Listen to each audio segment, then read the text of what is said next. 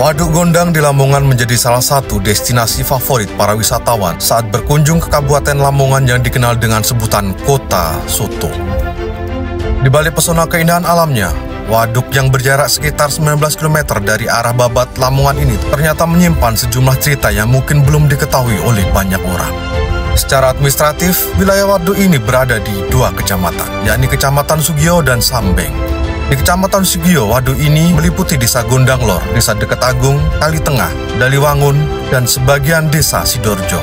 Sedangkan di Kecamatan Sambeng meliputi Desa Sekidang dan Wonorejo.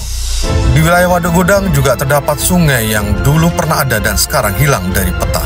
Sungai Gondang yang hilang tersebut menghubungkan antara Bengawan Solo melalui Sungai Bengawan Jero dengan Sungai Brantas.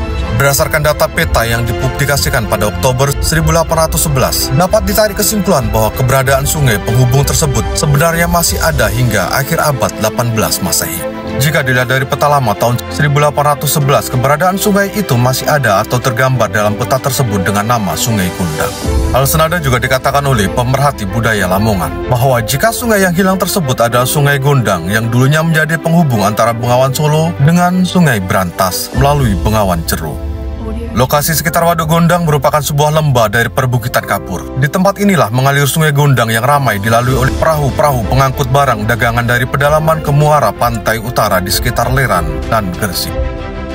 Cerita tutur lain juga mengisahkan adanya kapal dagang Cina dengan sebutan kapal Sampokong, yang juga dapat berlayar hingga sekitar Gondang dan terdampar di Desa Gondang, di mana lokasi Waduk Gondang berada sekarang.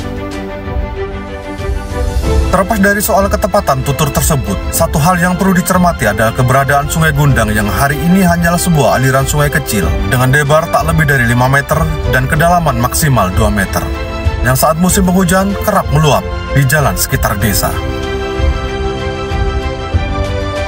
Menariknya lagi, di sekitar Waduk Gondang ini juga terdapat makam yang sering didatangi oleh peziarah, yang dikabarkan merupakan makam dari Dewi Sekardadu, yaitu ibu kandung dari Sunan Giri, salah satu wali songo yang menyiarkan Islam di tanah Jawa. Lokasi makam itu di Desa Gondang, Kecamatan Sugio, yang ditandai dengan adanya bangunan seluas 64 persegi, berlantai keramik putih, dan berada di tengah-tengah tanah yang dikelilingi pagar bata. Konon Borondo Gondang yang juga dipercaya sebagai Dewi Sekardadu ini melakukan kontak dagang dan penyebaran agama bersama jaringannya, dari sekitar Giri hingga ke pelosok pedalaman Lamongan. Beliau tinggal hingga sekian waktu sampai meninggal dunia dan dimakamkan di depan Waduk Gondang saat ini. Masih di sekitar Waduk Gondang, di tempat ini juga terdapat sebuah batu prasasti yang diduga kuat berasal dari masa akhir pemerintah Airlangga atau masa Jenggala yang dikenal dengan nama Prasasti Gondang. Tepatnya berada di Desa Gondang Lor, Kecamatan Sugio. Prasasti ini memiliki bentuk kurawal pada bagian atasnya, dan saat ini kondisi aksara pada prasasti ini hampir sudah tak tersisa dan tak terbaca. Sekitar tahun 1997, arkeolog dari Universitas Indonesia saat penelitian masih sempat melihat jejak guratan aksaranya. Dari keterangan beliau dan dari data registrasi tahun 1906 yang dilakukan oleh pemerintah Belanda menyatakan bahwa prasasti ini memiliki aksara Jawa kuno. Meski kondisi aksara tak terbaca karena aus, dari paleografinya ada banyak kemiripan dengan prasasti-prasasti masa Airlangga lainnya yang ada di Lamongan. Sehingga dugaan mengarah bahwa prasasti ini memiliki kaitan dengan pemerintah masa Airlangga ataupun masa anaknya yang bernama Mapanji Garasakan. Tak cukup itu, dugaan prasasti Gondang berasal dari masa Airlangga ataupun anaknya ini tentunya bukan hanya didasarkan atas adanya aksara prasasti Jawa. Dari penelusuran yang dilakukan oleh pecinta budaya Lamongan, ternyata juga banyak ditemukan pecahan koin kuno, porselen Cina kuno, dan juga gerabah lokal di sekitar lokasi Waduk Gondang. Dari fragmen keramik asing tersebut, terdapat fragmen keramik masa sekitar abad 11 sampai 13 yang banyak ditemukan cukup dominan.